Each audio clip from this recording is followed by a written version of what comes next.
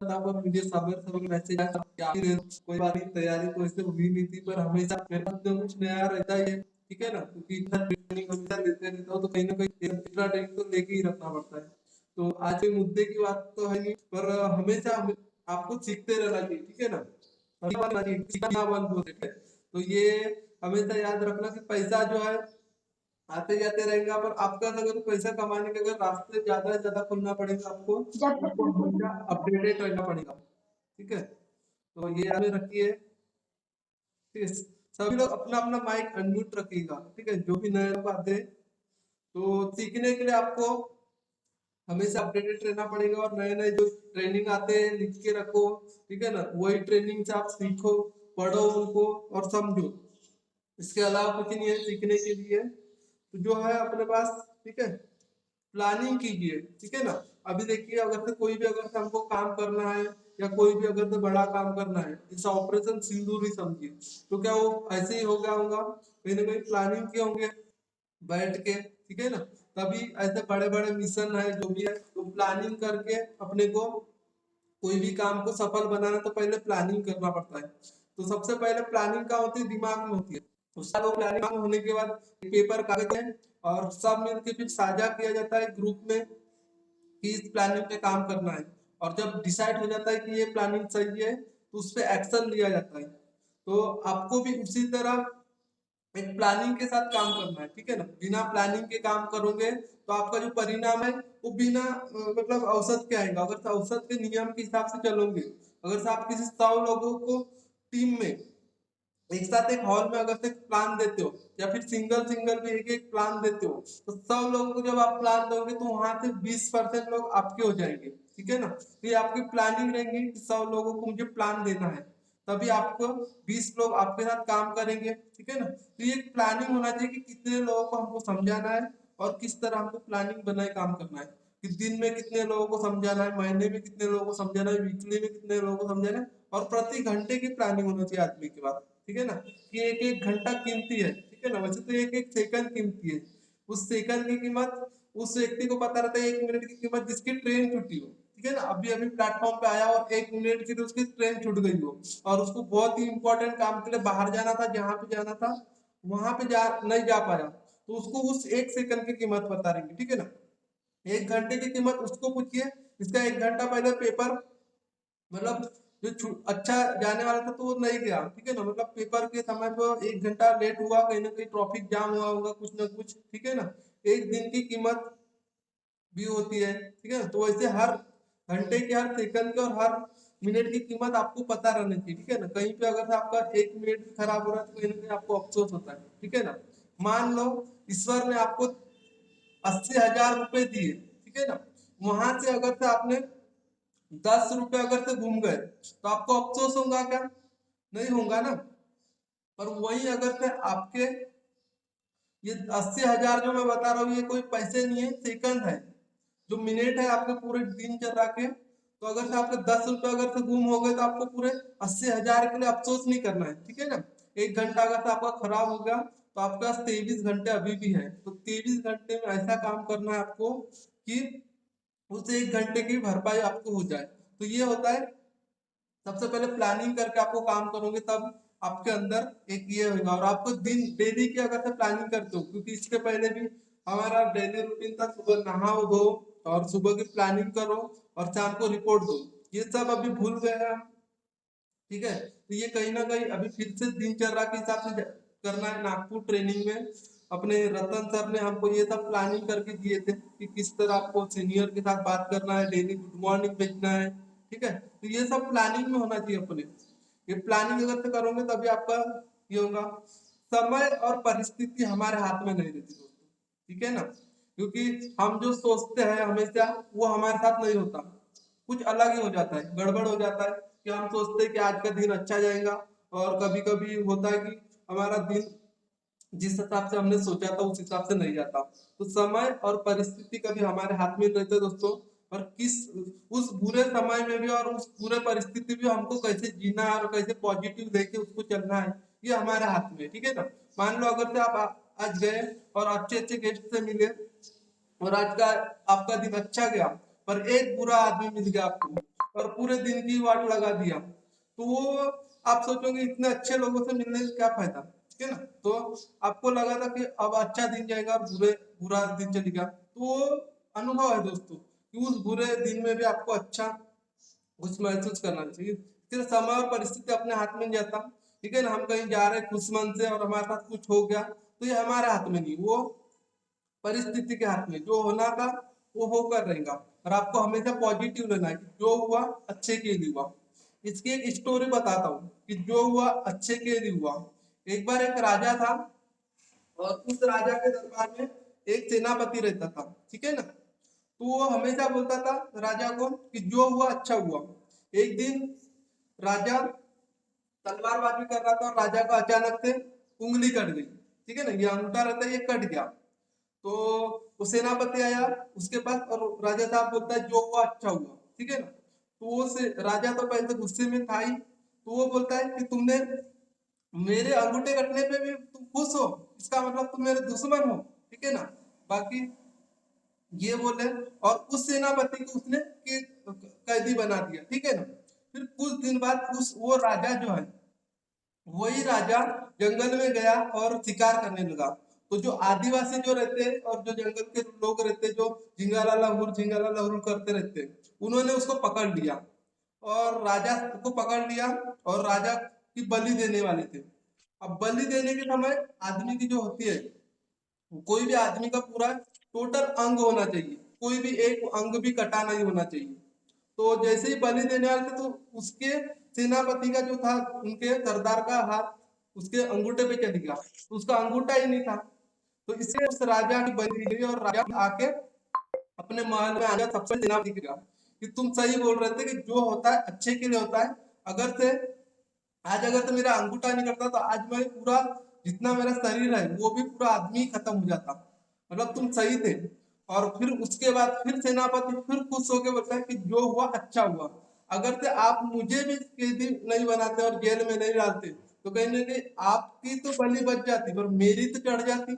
तो इसके लिए दोस्तों कभी भी ये मत सोचिए कि आपके हाथ हमेशा बुरा ही हो रहा है।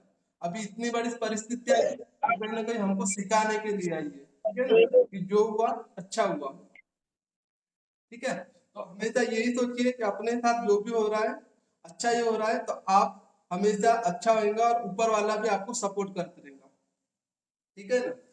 तो अपडेटेड रहिए, ठीक है। अभी तो ये हो गई स्टार्टिंग कि आपका अच्छा हो रहा है। अभी जो भी हमारी प्लानिंग जो चल रही है, आपको अपडेट होना है। कल ही मैं आपको बात किया कि लिस्ट पे काम करना है। अभी आपका पुरानी लिस्ट होंगी, नई लिस्ट होंगी, उस लिस्ट को बढ़ाते रहिए। जितनी ज्यादा लिस्ट आपके पास रहेगी, उस लिस्ट से आपको गिने चुने लोगों को छाट के प्लान देने का अवसर मिलेगा। और वहां से भी प्लान देने के बाद आपको फॉलो अप करने के लिए अपने सीनियर को ले जाना है। और एक सीनियर से काम नहीं बन रहा है तो 4-5 सीनियर के नंबर ही लिख के रख दीजिए। हर नए गेस्ट को जब भी आप मिलते हो और ज्वाइनिंग कराते हो 5 नंबर तो दे के ही रखिए, पंजा, ठीक है ना। एक पंजा नंबर उनको दे के ही रखिए कि अगर तो ये सीनियर बिजी है, ये सीनियर बिजी है, तो 3 फ्री रहना चाहिए। 3-4 बिजी हो सकते हैं, ठीक है ना, मतलब पूरे के पूरे एक साथ बिजी नहीं हो सकते। तो हमेशा 5 सीनियर के नंबर रहेंगे, तो कहीं ना कहीं एक सीनियर उसको काम आएगा और नया बंदा भी खुश रहेगा कि हाँ मेरे सीनियर पांचों में से एक तो मुझे सपोर्ट कर रहा है। तो इस तरह काम कीजिए अभी प्लानिंग, न्यू प्लानिंग पे, ठीक है। और फॉलो अप होने के बाद क्लोजिंग भी कीजिए, और क्लोजिंग होने के बाद 2-3 दिन बाद फिर से रिपीट कीजिए उनको कि क्या हुआ रिजल्ट, ठीक है ना। मतलब 6 से 7 दिन में अगर इसको प्लान दिया, उसको 6 से 7 दिन में रिजल्ट आ गया तो 100% रिजल्ट है। जितना आप लेट करोगे आपका रिजल्ट ढीला हो जाएगा, ठीक है। अभी कोई डाउट नहीं रखना है आपको। अभी नॉर्बिट का काम करके क्लियर है कि आपको अगर तो 2 लाख का लाऊंगा प्लान और आईडी, तो पीडीसी चेक बना के देंगी कंपनी, और आगे वालों को पूरा उसके हाथ में रहेगा कि आप पीडीसी चेक, तो वो कंफ्यूज भी नहीं रहेगा, कंपनी जा सकती है आ सकती है। और अगर छोटा इन्वेस्टर है तो उसको क्लियर बता दीजिए 10,000 का, अगर से आप यहाँ पे 1,100 से अगर कोई ज्वाइनिंग करता है डॉलर से, तो वो रिटेनेबल नहीं है। पर अगर से $300 से करता है 25,000 से, तो उनको बताइए कि यहाँ पे वो रिटेनेबल है। और 20 मंथ होने के बाद 22वें मंथ में आपको पूरा का पूरा फंड आपका रिटेनेबल हो जाएगा। तो छोटे आईडी से भी स्टार्टिंग करवा सकते हो। वो बताने के बाद उसको लेवल इनकम समझाइए, ठीक है ना। मतलब आप सिर्फ उनको इन्वेस्टमेंट भी कर रहा है कोई, अगर से आपका बड़ा इन्वेस्टमेंट हो छोटा इन्वेस्टमेंट, उनको पूरा टोटल प्लान समझाइए और लास्ट में उनको क्वेश्चन पूछिए, सर आपको क्या अच्छा लगा, ठीक है ना, इन्वेस्टमेंट या फिर टीम वर्किंग। तो कोई ना कोई एक में से दो बोलेगा कि इन्वेस्टमेंट अच्छा लगा, तो बहुत बढ़िया सर, मुझे भी यही अच्छा लगा था, इसके लिए मैं इस बिजनेस में आया हूँ। कंपाउंडिंग के बारे में अभी बताने की कोई जरूरत नहीं दोस्तों, क्योंकि अभी हर व्यक्ति चाहता है कि मंथ की पैसा आए और उसको बोले कि वही पैसे अपने पास रखे, ठीक है ना। कंपाउंडिंग वगैरह कोई करवाने की जरूरत नहीं अभी, पर फिलहाल ये जो अपना नया प्लान चल रहा है, ये प्लान को पूरा क्लियर कट आप खुद समझ जाइए और आगे वाले को बताइए। अभी डेली हमारे प्लान भी स्टार्टिंग होने वाले हैं, तो आप अगर से आते हो तो आप अपने आप को सुनने के लिए आइए। सबसे पहले आपके नए गेस्ट नहीं आते, इसलिए कुछ लोग क्या होते हैं खुद भी नहीं आते, गायब हो जाते हैं। तो ये मत कीजिए, अपने आप के साथ खिलवाड़ मत कीजिए, क्योंकि इस बिजनेस में सबसे पहले आपको टिके रहना है, क्योंकि अभी तक आप टिके हुए तो आगे भी आपको ही टिके रहना है। आप जिस दिन टिक गए उस दिन आपकी टीम जो है ऑटोमेटिक बढ़ना चालू हो जाएंगी और आपका काम भी ऑटोमेटिक बढ़ना चालू हो जाएगा। तो इसके लिए यहाँ पे सीनियर वगैरह सबका सपोर्ट लेके आपको सबसे पहले टिकना है। प्लान क्लोजिंग होने के बाद आपको उस नए बंदे को जूम ट्रेनिंग में लाना, ठीक है ना। अब जूम ट्रेनिंग उसको एक बार लाने से कुछ नहीं होगा, कुछ कुछ लोग क्या करते हैं, एक बार आ गया सर हो गया, हमारा बंदा आया था ज्वाइनिंग होकर, उसको डेली कॉल करके बताना है सुबह सुबह, क्योंकि आप तो जग जाते हो, वो नहीं जगता, ठीक है ना। उसको सुबह सुबह जगाना, उसको आदत दिला करवाना है, 20 दिन 30 दिन ऐसे मंथ, पूरे मंथ उसको आदत दिलवाना है। उसके बाद उसको यहाँ पे हमारे साथ में आके हमसे मिल के अच्छा लगेगा, तो उसको आपको फिर जगाने की जरूरत नहीं है, वो ऑटोमेटिक जाग गया है, वो जूम ट्रेनिंग में आएगा और वो भी यहाँ पे सीखेगा, और हो सकता है वो भी एक ट्रेनर हो और नोवा बीच में बहुत बड़ा काम करने वाला हो, तो वो आपके साथ हमेशा इस बिजनेस में लॉयल्टी होके काम करेगा। तो ये सब काम आपको करना है, ठीक है ना। तो ये सब काम करने के बाद आपको और भी मजा आएगा और धीरे धीरे आपकी इनकम टीम सब बढ़ेगी, ठीक है। और 10 मिनट बाकी, 10 से 20 मिनट बाकी है, ठीक है दोस्तों।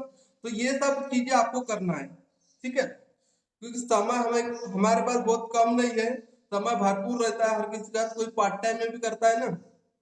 तो कहीं ना कहीं आज सोशल मीडिया देखिए, ठीक है ना, ऐसा लग रहा है सोशल मीडिया का उपयोग हम नहीं कर रहे, ठीक है। सोशल मीडिया पे कोई अगर से सुबह सुबह भीड़ता है मोबाइल पे, तो कम से कम 10 मिनट छेड़ने का अड्डा 30 मिनट 1 घंटा छेड़ने बैठ जाता है। तो ऐसा लग रहा है सोशल मीडिया का उपयोग हम नहीं कर रहे, सोशल मीडिया हमारा उपयोग कर रहा है, ठीक है ना। तो सोशल मीडिया का आपका उपयोग करना है। नए नए बंदे को जब आप इंस्टाग्राम फेसबुक आईडी व्हाट्सएप, ठीक है ना, ये सब आपका आता यूट्यूब है, तो यहाँ पे अपने अच्छे अच्छे पोस्ट डालिए,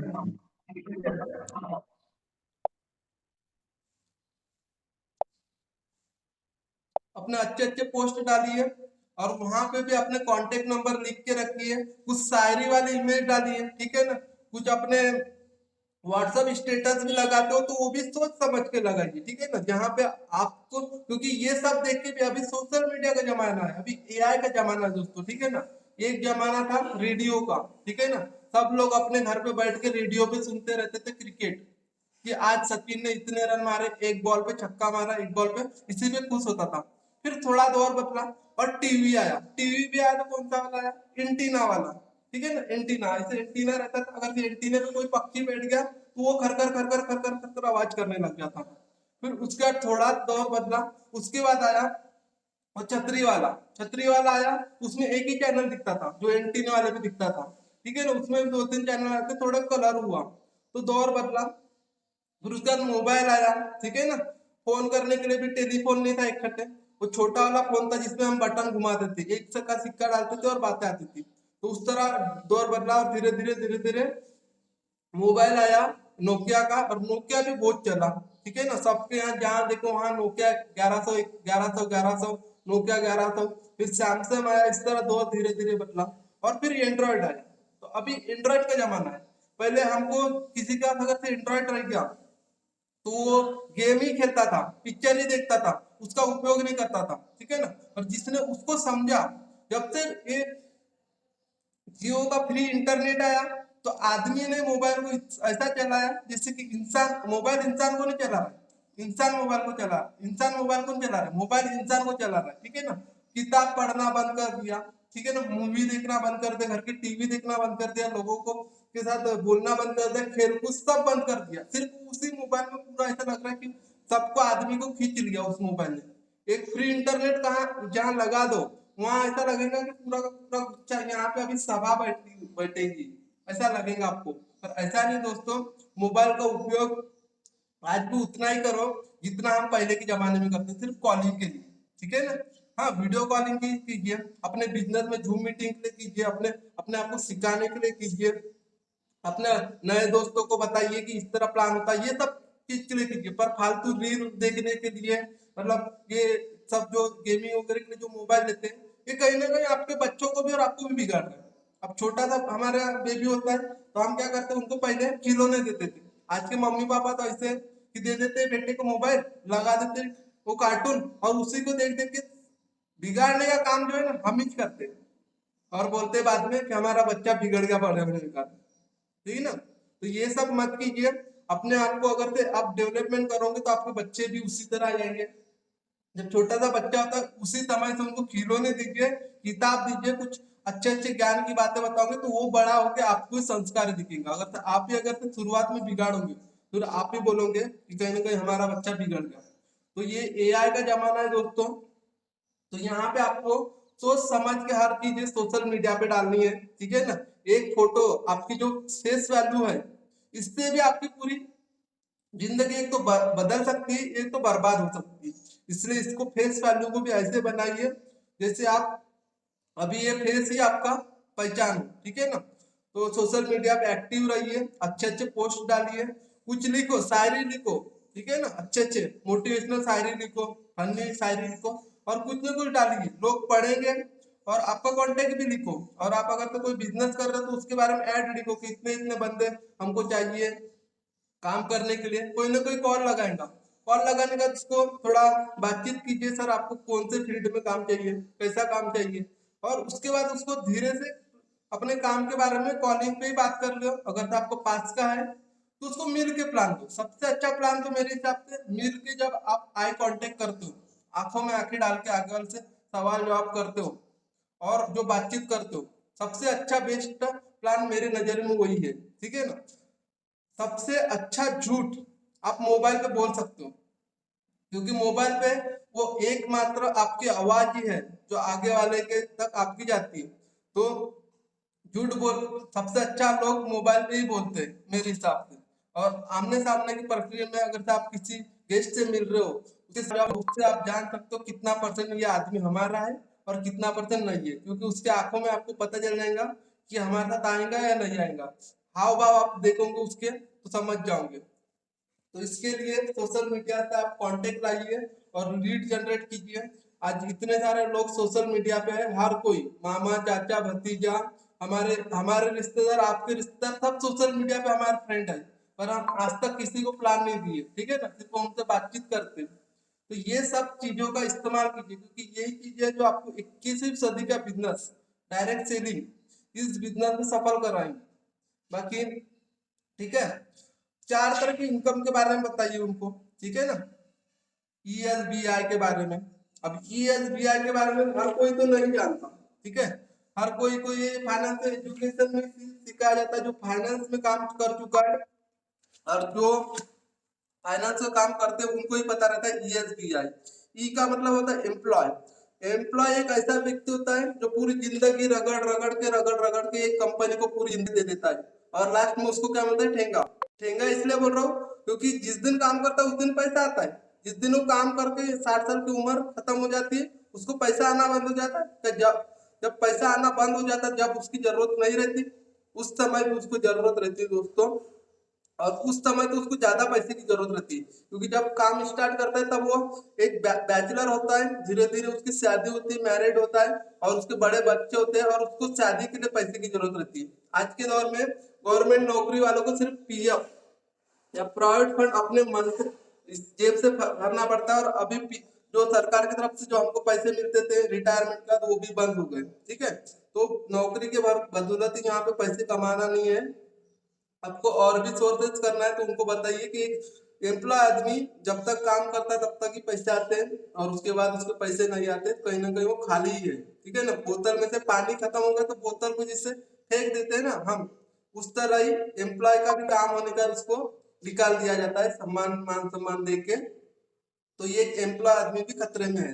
अब वो गवर्नमेंट नौकरी वाला है तो अच्छा हुआ, आज के दौर में गवर्नमेंट नौकरी की संख्या जो है, अब गवर्नमेंट नौकरी का और एक फंडा बताता हूँ आपको।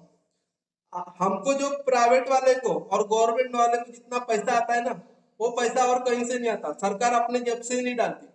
जो हम फॉर्म भरते हैं गवर्नमेंट नौकरी के लिए, हमारे देश में इतने बेरोजगार लोग हैं कि हर साल बहुत लाखों फॉर्म भरे जाते हैं, और लाखों फॉर्म की फीस भी रहती है, किसी की 100 रुपए, किसी के 1000 रुपए, किसी की 2000 रुपए।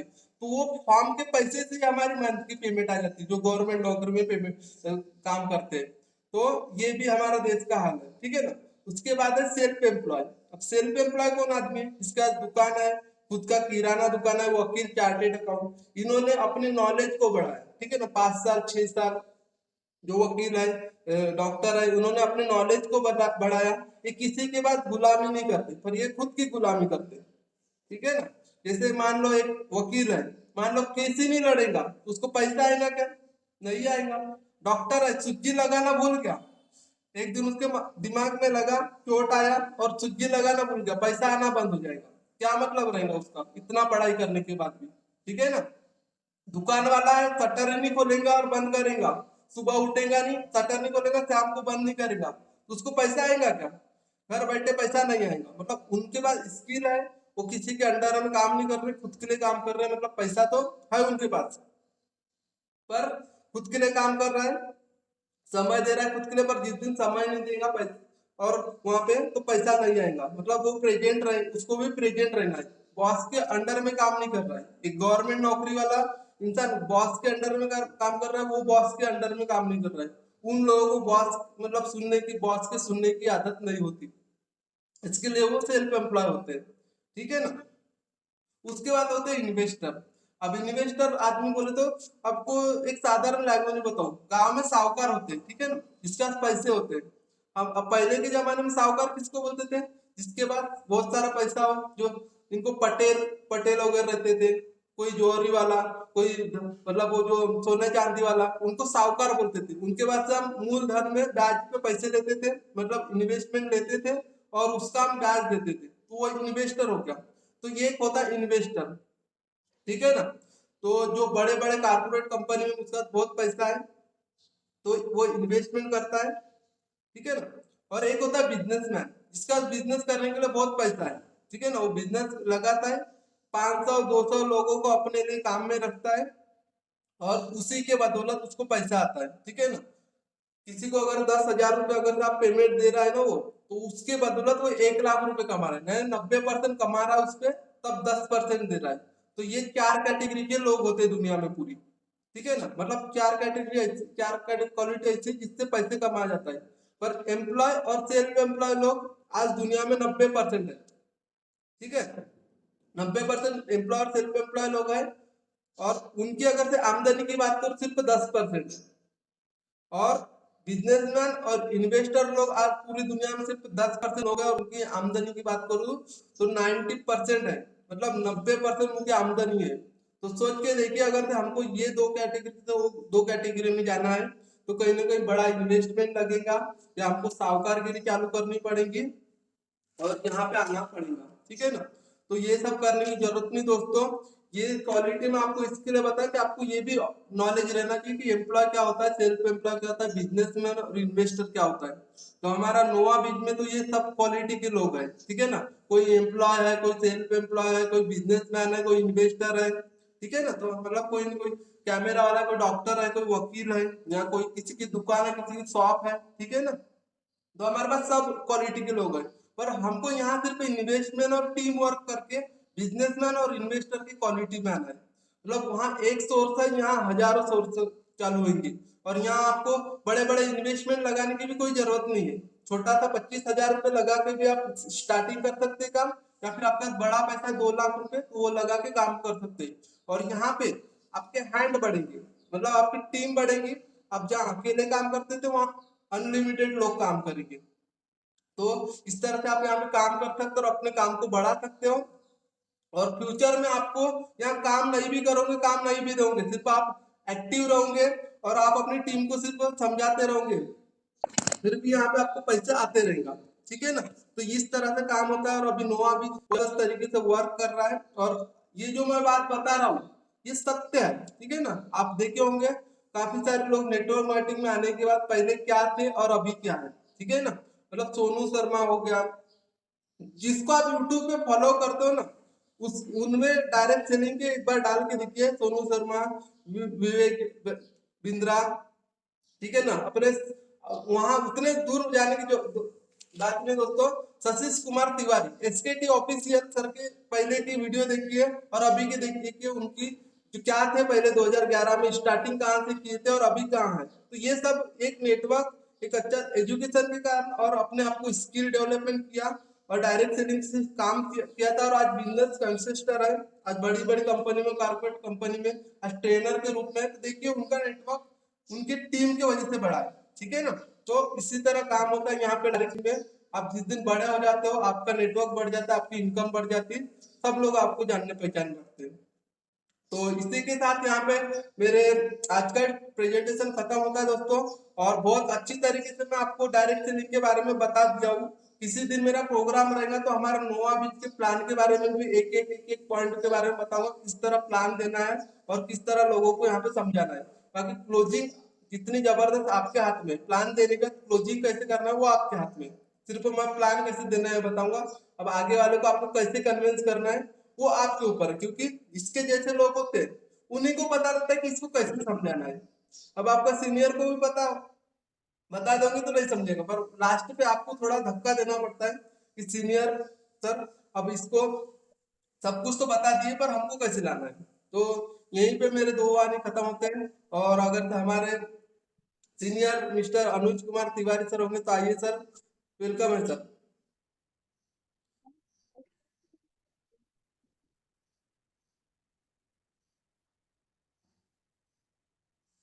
चलिए बंटी नेवार सर, आप आगे की इंफॉर्मेशन संभाल लीजिए सर।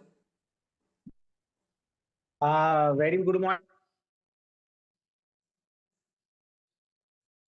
सिस्टम से एक छोटे समय में बहुत प्यारा और बहुत बेहतरीन तरीके से लोगों को समझाया कि सेल्फ एम्प्लॉयज क्या होता है, बिजनेसमैन क्या होता है और अपना खुद का एक एम्प्लॉयज क्या होता है और इस बचे हुए समय में कैसे हम इस चीज से उभर पाए और कैसे अपनी इनकम को बढ़ा पाए, इस पर भी नागपुरे सर ने बहुत अच्छा फोकस किया। बहुत मैं तो इनका बहुत बहुत थैंक यू करूंगा। मैं तो खुद आज इनको इनवाइट करना चाह रहा था कि सर, पर सर ने कुछ बोले नहीं कि मतलब सर, मैं नागपुरे सर, मुझे दो सौभाग्य कि मैं आपको इन्वाइट करता हूँ। और मैं हमेशा नागपुरे सर को देख रहा हूँ बीते इतने दिनों में कि नागपुरे सर पंचुअल है अपने काम को लेकर और हमेशा हमेशा पॉजिटिविटी में रहते हैं और हमेशा टीम को एक पॉजिटिविटी देते हैं। सुबेरे अपना नित्य नियम से काम करते हैं। बहुत हेड्स ऑफ यू सर, बहुत बढ़िया रहा सेशन। आपने कम समय में इतना अच्छा मोटिवेशन किया, इतने अच्छे टीम को मार्गदर्शन दिया, उसके लिए बहुत बहुत शुक्रिया। और मैं चाहता हूं कि मेरा हर एक लीडर, हर एक बंदा नागपुरे सर की, हम फर्स्ट डे से देख रहे हैं। मैं व्यक्तिगत नागपुरे सर को, हम एक दो बार आए, जब भी मीटिंग है तो नागपुरे सर अपने यहाँ अवश्य आते हैं, अटेंड करते हैं और मीटिंग कंपनी के हर एक कार्यक्रम को बहुत शिद्दत से और बहुत रेगुलर नियमित तरफ से उसको निभाते हैं। और चूंकि आज भी सर ने बहुत बेहतरीन तरीके, हमारे यहाँ 48 लीडर्स है और मैं चाहूंगा कि हमारे जो जैसे हमारे नागपुरे सर जैसे एक नियमित तरह से काम करते हैं, वैसे ही मैं चाहूंगा कि हमारे 48 लीडर या और दूसरे जो लीडर है, बस बशर्ते समय ठीक नहीं है पर समय अच्छा भी आता है दोस्तों। ये इसके हमको पॉजिटिविटी लेके चलना है और कहीं ना कहीं हमको ही पहल करना पड़ेगा, हमको ही मेहनत करना पड़ेगा। लीडर्स अपना काम कर रहे हैं, लीडर्स अपनी मेहनत कर रहे हैं, है ना। हमको जो विश्वास पहले था वो विश्वास कहीं ना कहीं हमको आज फिर बना के रखना है। और मैं चाहूंगा कि थोड़ा सा ज्यादा से ज्यादा बिजनेस पर विश्वास रखे, बहुत बढ़िया काम होने वाला है।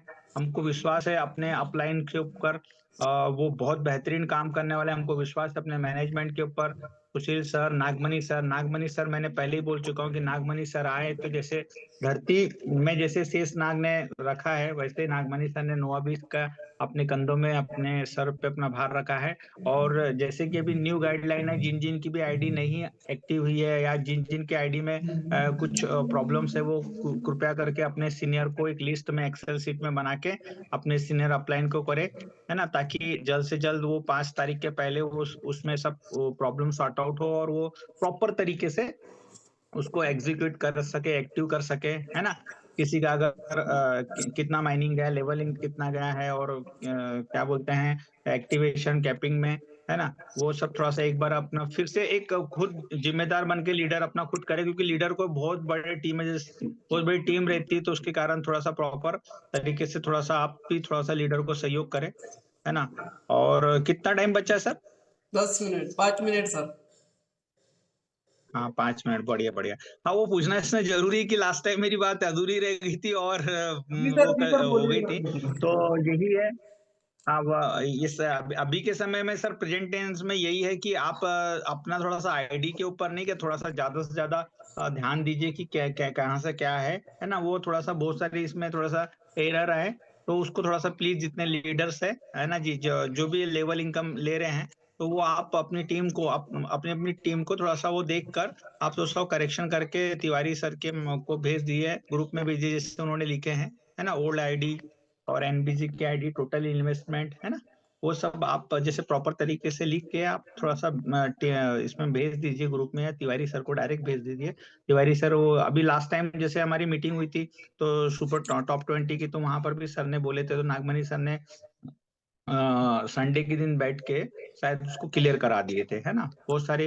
अगर किसी लीडर्स की अगर आईडी एक्टिव नहीं हुई तो कृपया करके आप उसको भी आप करेक्शन कर लीजिए, है ना कहीं इतना सारा फैमिली हो रहा है, तो इतने सारे मेंबर्स, उसमें कहीं ना कहीं होता है प्रॉब्लम्स की, थोड़ा सा कहीं ना कहीं एरर छूट जाता है, एक ही आदमी के दो दो नाम रहते हैं, सरनेम रहते हैं, ऐसे बहुत सारी एरर आती है, क्योंकि कंप्यूटर तो भाई एक वो है ना, साधन है, हमको उसका थोड़ा ध्यान रखना पड़ेगा, है ना।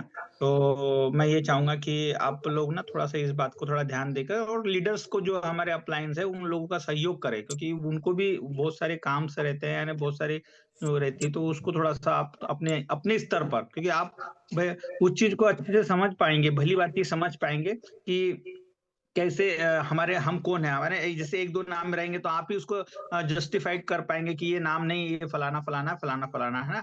तो उसको आप क्लियर कर लीजिए और लीडर को दीजिए, और वो बहुत जल्दी हो जाएगा, है ना। वन ऑफ द बेस्ट, वो काम कर लीजिए पहले तुरंत में, है ना। तो ये काम को आप जल्द से जल्द पूरा करें, ताकि आगे में थोड़ा सा पे आउट वाउट को लेकर भी तो जो भी है वो सब क्लियर हो जाए वो चीजें। और बिजनेस पे फोकस कीजिए थोड़ा सा, थोड़ा, है ना। बिजनेस के ऊपर थोड़ा सा ये ऐसा ही है कि किसी को लग रहा है कि पेपर बिजनेस नहीं हो पा रहा है, तो वो उसका कमी है कि अविश्वास का कमी है थोड़ा सा। तो मैं तो यही बोलूंगा, मैंने मैनेजमेंट से लास्ट टाइम यही बोला कि सर हम प्रॉपर तरीके से अगर आए हैं पॉजिटिव वे में, है ना, तो हम बिजनेस जरूर कर पाएंगे। अपने लीडर को कॉन्फिडेंस में रखकर ये सब चीजें आप बोलेंगे तो उससे और बेटर बिजनेस में और रिजल्ट में अच्छा एग्जीक्यूट हो पाएगा। मेरा कहना यही था कि प्रॉपर तरीके से अगर कभी हम कोई लड़ाई लड़ रहे हैं तो उसके लिए हथियार भी हमारे को उसी वेपन्स भी अपने को उतने ही मजबूत और शक्तिशाली चाहिए। तो यही था कि आप लोग उस चीज की समीक्षा करके थोड़ा सा आप हमारे लीडर्स को एक कॉन्फिडेंट में लाकर रखे, ताकि लीडर्स फिर छाती ठोक के फिर कॉन्फिडेंटली बोल सके फील्ड में कि नहीं, ये ऐसा ऐसा प्रॉपर तरीके से गाइडेंस के। मेरा मेरा बोलने का मतलब यही है ना, कि प्रॉपर तरीके से अगर काम करे तो लीडर भी कॉन्फिडेंस से अच्छे से एग्जीक्यूट बता पाएगा, और जो फील्ड में जो समस्या आती है उसको अच्छे से एग्जीक्यूट कर पाएगा, है ना। क्योंकि कहीं ना कहीं हम अगर कहीं एक बीमार हो गए, अस्वस्थ एक्सीडेंट हो गया बाय द वे, तो हम उस एक्सीडेंट को उभरने के लिए थोड़ा टाइम लगता है, रिकवरी लेते हैं हमको, है ना। आउट हम लोग इनपुट डालते हैं अपने शरीर में, दवाइयां डालते हैं, तो वही दवाइयां का टाइम है मैनेजमेंट की तरफ से कि अच्छे से उसको रिकवर करके एक पुख्ता आदमी फिर खड़ा करे। और वही चीज हमारे लीडर लोगों को भी एक सकारात्मक दृष्टि आएंगी, है ना, जिससे कि बिजनेस और ग्रोथ होगा। और इस बीच बहुत बहुत धन्यवाद नागपुरे सर, बहुत बढ़िया उन्होंने आज एग्जीक्यूट किए, बहुत अच्छा कम समय में दिए। मैं फिर से धन्यवाद करना चाहूंगा नागपुर सर का। थैंक यू सर, हाँ जी थैंक सर। यू। चलिए दोस्तों, मीटिंग का बहुत समय हो बढ़िया, गया बहुत है। बढ़िया। बाकी बहुत जबरदस्त तरीके से आज आपको एजुकेशन दिया, वही फोकस कीजिए और कहीं ना कहीं सीखने के लिए डेली आइए। हर समय अलग अलग अलग अलग किसी न किसी का अलग नॉलेज रहता है, हर किसी का नॉलेज लेके अपने बिजनेस में अपने आप को ही बढ़ाइए।